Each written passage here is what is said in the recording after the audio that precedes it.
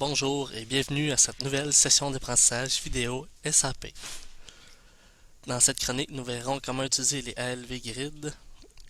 Un grid, c'est une grille de données qui possède des fonctions évoluées telles que le filtre, la recherche, les graphiques et plusieurs autres fonctions.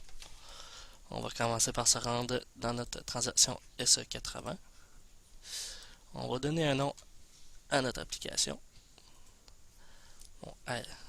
Mon ALV ou comme vous voulez, on peut donner le nom qu'on veut. Enter. On veut créer l'objet. OK, on save. Local objet. Donc, première des choses que nous allons faire, on va commencer par créer une fenêtre. Par le menu Create et Screen. On va donner un numéro à notre fenêtre, qui en l'occurrence est le 100. On donne un nom à notre fenêtre. On enregistre. Ensuite, on va dans l'option Layout pour aller dans les options graphiques de notre fenêtre. Ensuite, prochaine étape, on crée un conteneur pour notre grid. Un conteneur qui est en fait un custom control. On va donner le nom très original de conteneur. Container. On enregistre. Ensuite, on ferme notre fenêtre. On double-clique sur Z mon LV afin d'aller dans la programmation. On peut faire clic droit et faire l'option Change pour être certain qu'on est en mode autorisé pour faire la programmation. Donc, première des choses, on va commencer par créer nos variables qu'on va utiliser dans notre programme. La première variable qui est data tsFlight de type sFlight. Ensuite, on a le rContainer qui est à l'image d'un conteneur système, un conteneur graphique. Ensuite, on a le rGrid qui est à l'image d'un grid système, d'un grid ALV.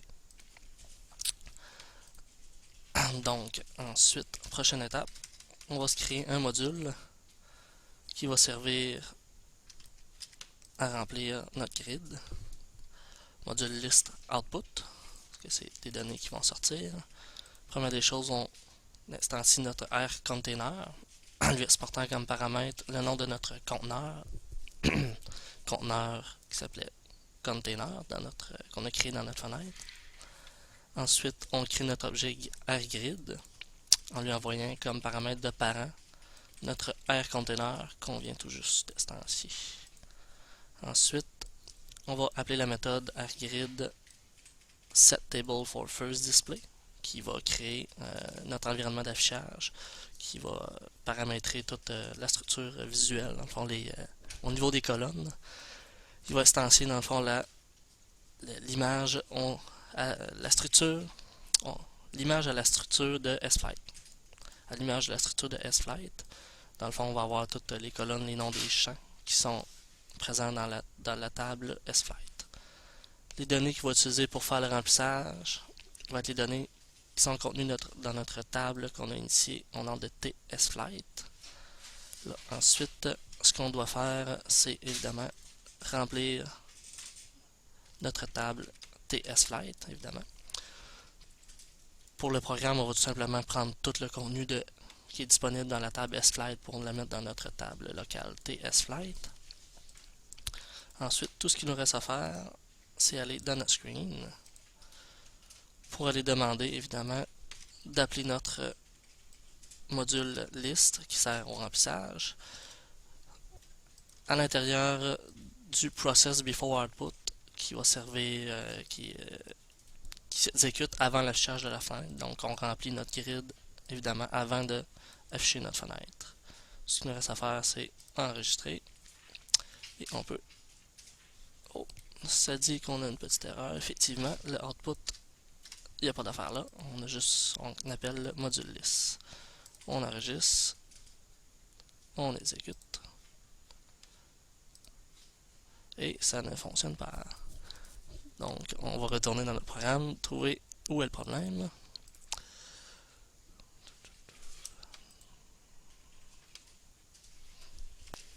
Donc, un léger détail que j'ai omis, il faut évidemment appeler notre fenêtre si on veut qu'elle soit affichée.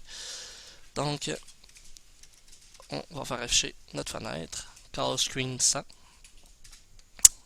On enregistre, on exécute, et voilà, on a notre guide avec toutes les données qui sont contenues dans la table S-Flight. Évidemment, on a les fonctions de recherche, on a des fonctions de filtre selon les types de colonnes. C'est tout automatisé au niveau de l'affichage. On a des modes graphiques aussi qui nous permettent de sortir de l'information sur ce qui est affiché. Donc, c'est tout. On a réussi à créer un grid. Merci d'avoir écouté.